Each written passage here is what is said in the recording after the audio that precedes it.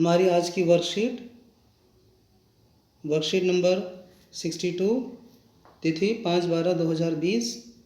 और यहाँ पर सभी बच्चे पहले अपना नाम लिखेंगे, फिर कक्षा अध्यापक का नाम, कक्षा 10th क्लास और विषय सामाजिक विज्ञान राजनीति से।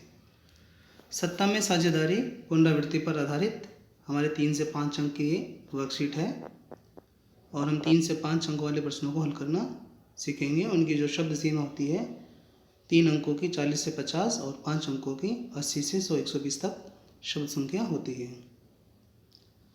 मैं एक बार क्वेश्चन पढ़ देता हूँ। क्वेश्चन नंबर 1 है, सत्ता की साझेदारी वांछनीय क्यों है? आधुनिक लोकतंत्र में सत्ता की साझेदारी के 3 रूपों की उदाहरण सहित व्याख्या कीजिए। क्वेश्चन नंबर 2 है, बेल्जियम में फ्रांसीसी भाषी अल्पसंख्यक समुदाय अपेक्षाकृत समृद्ध और शक्तिशाली क्यों थे?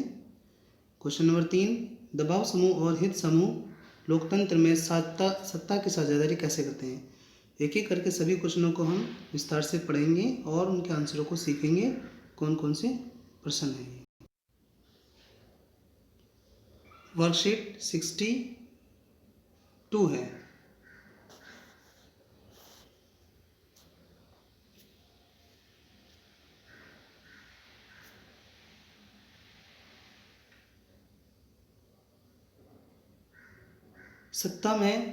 सत्ता की साझेदारी वांछनीय क्यों है?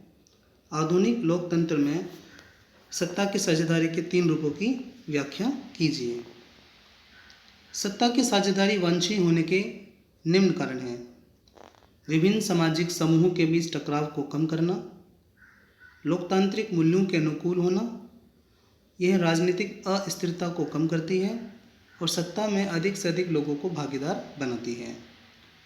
आधुनिक लोकतंत्र में सत्ता की साझेदारी के 3 रूप निम्नलिखित हैं। सत्ता का क्षैतिज वितरण यानी कि विधायिका, कार्यपालिका और न्यायपालिका के बीच होना चाहिए। सत्ता का ऊर्ध्वाधर वितरण केंद्रीय सरकार, प्रांतीय सरकार और स्थानीय सरकार के बीच। सामुदायिक विभिन्न यानी कि सामाजिक समूह के बीच सत्ता की साझेदारी। उसी तरीके से क्वेश्चन नंबर 2, बेल्जियम में फ्रांसीसी भाषा अल्पसंख्यक समुदाय अपेक्षाकृत समृद्ध और शक्तिशाली क्यों थे? बेल्जियम में फ्रांसीसी भाषा अल्पसंख्यक समुदाय के समृद्ध और शक्तिशाली होने के निम्न कारण थे। पहला था, फ्रांसीसी भाषाई लोगों में शिक्षा का स्तर उच्च था, यानी कि उनकी जो साक्षरता दर थी वो अधिक थी। दूसरा है, फ्रांसीसी लोग आर्थिक रूप से बहुत मजबूत थे, जिसके कारण वो समृद्ध और शक्तिशाली थे। प्रश्न नंबर 3, दबाव समूह और हित समूह लोकतंत्र में सत्ता की साझेदारी कैसे करते हैं? इसका उत्तर है, दबाव समूह और हित समूह लोकतंत्र में अप्रत्यक्ष रूप से साझेदारी करते हैं। पहला है, लोकतंत्र में व्यापारी, उद्योगपति, किसान और औद्योगिक मजदूर सरकार के विभिन्न समितियों में सीधी भागीदारी करते हैं। दूसरा है,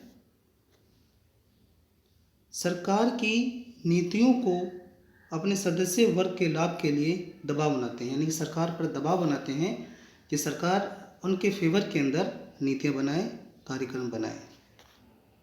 क्वेश्चन नंबर 4 है, शक्तियों का बंटवारा एक देश को अधिक शक्तिशाली और एकजुट बनाता है, इस कथन की पुष्टि कीजिए।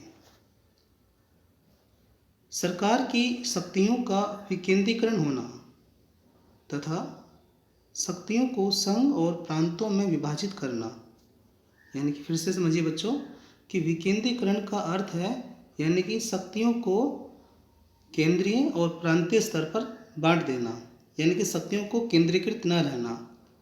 जैसे एक देश का नाम बताता हूँ, तुर्कमेनिस्तान और उज्बेकिस्तान के अंदर जो शक्तियों का जो एक केंद्रीकृत रूप धारण हो गया था और सारी शक्तियाँ केंद्रीय सरकार के अधीन थी। और जब वहाँ राष्ट्रपति का चुनाव हुआ, जब राष्ट्रपति को नियुक्त किया गया तो 10 वर्षों के लिए उन्होंने कहा कि कोई भी संशोधन नहीं होगा। और जब 10 वर्ष पूरे हुए तो उन्होंने फिर दोबारा से उस प्रोसेस को उस संशोधन को आगे बढ़ा दिया अगले 10 सालों के लिए। यानी कि सरकार की शक्तियाँ इस तरीके से होनी चाहिए कि केंद्र और राज्य के बीच में टकराव की स्थिति पैदा ना हो। संघ और प्रांतों में, फिर से सुनिए, सरकार की शक्तियों का विकेंद्रीकरण होना तथा शक्तियों को संघ और प्रांतों में विभाजित करना, जिससे संपूर्ण राज्य की समस्याओं को केंद्र या प्रांतीय स्तर पर हल किया जा सके, और छोटी समस्याओं को पंचायतों द्वारा, जिसमें केंद्र और राज्य के अंदर मतभेद ना हो। संपूर्ण राज्य की समस्याओं को केंद्र द्वारा हल किया जाना चाहिए और छोटे स्तर के समस्याओं को प्रांतों व पंचायतों द्वारा हल किया जाना आवश्यक है।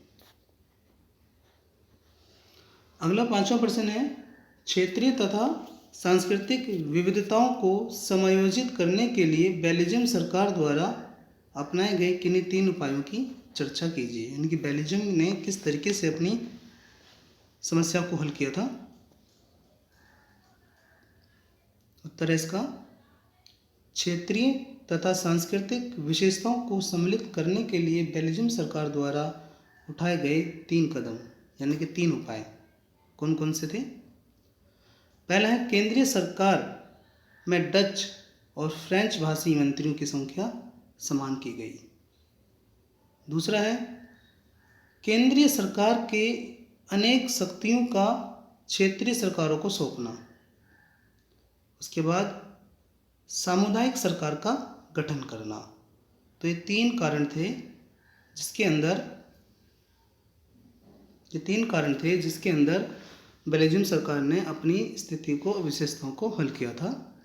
डच और फ्रेंच भाषी मंत्रियों की संख्या को समान करना था, केंद्रीय सरकार की अनेक शक्तियों को क्षेत्रीय सरकारों को सौंपना था, और सामुदायिक सरकार का गठन करना था।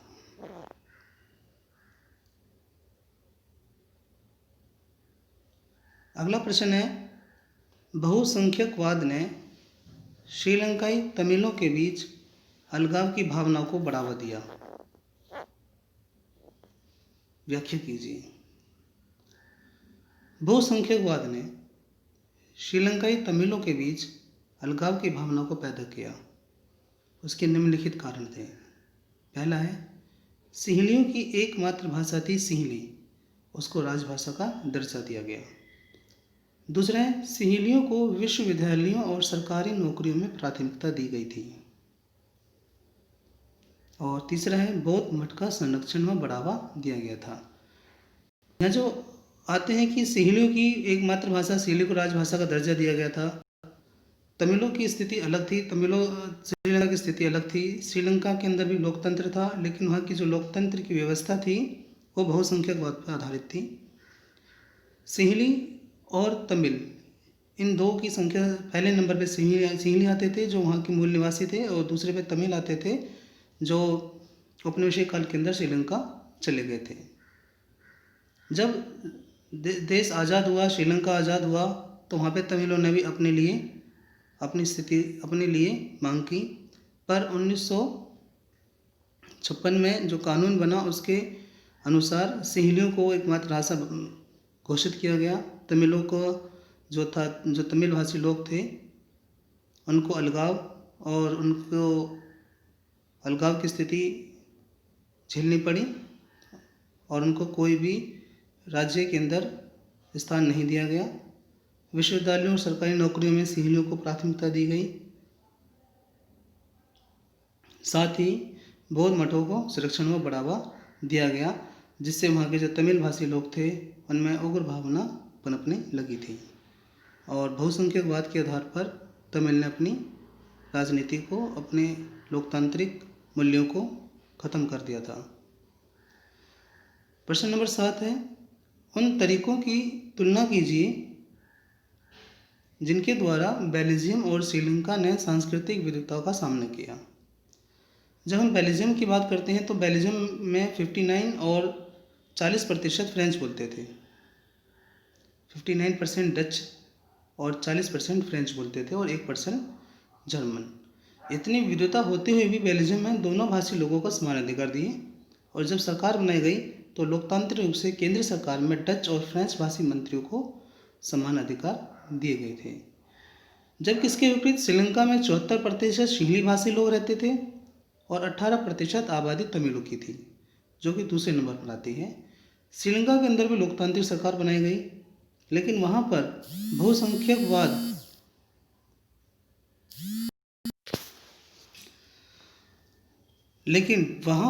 बहुसंख्यकवाद को बढ़ावा दिया गया और तमिलों को अलगाव की नीति के साथ उनके साथ भेदभाव किया गया और सत्ता में कोई भी साझेदारी नहीं की गई। प्रश्न नंबर 8 है, विभिन्न सामाजिक समूहों के बीच सत्ता की साझेदारी की जाती है, इस कथन पर टिप्पणी कीजिए। सामाजिक समूहों को भाषाई और धार्मिक समूहों के बीच सत्ता में भागीदार बनाया जाना चाहिए। बेल्जियम में सामुदायिक सरकार इस व्यवस्था का एक अच्छा उदाहरण है। कानून में इस प्रकार का प्रावधान होना चाहिए कि सामाजिक रूप से कमजोर समुदाय और महिलाओं को विधायक का व प्रशासन में हिस्सेदारी दी जाए। इस प्रकार की व्यवस्था विधायिका व प्रशासन में अलग अलग सामाजिक समूहों को हिस्सेदारी देने के लिए की जाती है, ताकि लोग खुद को शासन से अलग ना समझें। प्रश्न नंबर 9, सत्ता की साझेदारी लोकतंत्र की भावना है, 4 तर्कों के साथ इस कथन की पुष्टि कीजिए। उत्तर 9, सत्ता की साझेदारी लोकतंत्र की भावना है और 4 तर्क निम्नलिखित हैं। नंबर 1, सत्ता की साझेदारी लोकतंत्र की आत्मा कही जाती है।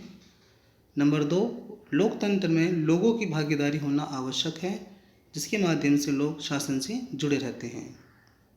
नंबर 3, लोगों का अधिकार है कि उनसे सलाह ले जाए प्रशासन का शासन किस तरह चलाया जाता है। और नंबर 4, शासन के विभिन्न अंगों जैसे विधायिका, कार्यपालिका व न्यायपालिका के बीच सत्ता का बंटवारा होना जरूरी है। प्रश्न नंबर 10 है, बेल्जियम सरकार ने अपनी जातीय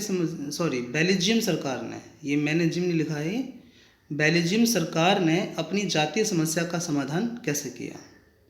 तो बेल्जियम ने अपनी जातीय समस्या का समाधान के लिए निम्नलिखित तरीकों को अपनाया। क्षेत्रीय और सामुदायिक सरकारों को विभिन्न मामलों में निर्णय लेने की स्वतंत्रता दी। केंद्रीय सरकार में दोनों समुदायों का समान प्रतिनिधित्व दिया गया। सामुदायिक सरकार सामाजिक रूप से पिछड़े समुदाय तथा महिलाओं को प्रशासन में हिस्सेदारी दी गई। केंद्रीय सरकार में डच और फ्रेंच भाषी मंत्रियों की संख्या समान दी गई और केंद्र सरकार की अनेक शक्तियों को क्षेत्रीय सरकारों को सौंपा गया। इन सभी कारणों से उसने अपनी जातीय समस्या को हल किया था। बच्चों, अब स्रोत आधारित प्रश्न आता है जो 4 अंक का है। अनुच्छेद को पढ़कर हमें देना है। अनुच्छेद में एक बार पढ़ देता हूँ। राजनीतिक सत्ता का बंटवारा नहीं किया जा सकता, इसी धारणा के विरुद्ध सत्ता की साझेदारी का विचार सामने आया था। लंबे समय से यही मान्यता चली आ रही थी कि सरकार की सारी शक्तियाँ एक व्यक्ति या किसी खास स्थान पर रहने वाले व्यक्ति समूह के हाथ में रहनी चाहिए। अगर फैसले लेने की शक्ति बिखर गई, तुरंत फैसले लेने और उन्हें लागू करना संभव नहीं होगा। लेकिन लोकतंत्र का एक बुनियादी सिद्धांत है कि जनता ही सारी राजनीतिक शक्ति का स्रोत है। इसमें लोग स्वशासन की संस्थाओं के माध्यम से अपना शासन चलाते हैं। एक अच्छे लोकतांत्रिक शासन में समाज के विभिन्न समूहों और उनके विचारों को उचित सम्मान दिया जाता है। तो इसका पहला क्वेश्चन है, लोकतंत्र का मूल सिद्धांत क्या है। तो बच्चों, इसका उत्तर इसी के अंदर है कि लोकतंत्र का जो मूल सिद्धांत है, बुनियादी सिद्धांत है कि जनता की सारी शक्तियाँ राजनीतिक शक्ति का स्रोत है, यानी कि जनता ही सभी शक्तियों का स्रोत है और लोकतंत्र का यही एक बुनियादी मूल सिद्धांत है। प्रश्न नंबर 2, सत्ता की साझेदारी का विचार क्यों उभरा। क्योंकि सरकार की सारी शक्तियाँ अगर एक ही व्यक्ति के हाथ में होंगी तो वह व्यक्ति समूह के हाथ में रहती हैं। अगर फैसले लेने की शक्ति बिखर गई तो तुरंत फैसले लेने लागू होना संभव नहीं होगा। तो सत्ता की साझेदारी एक तरह से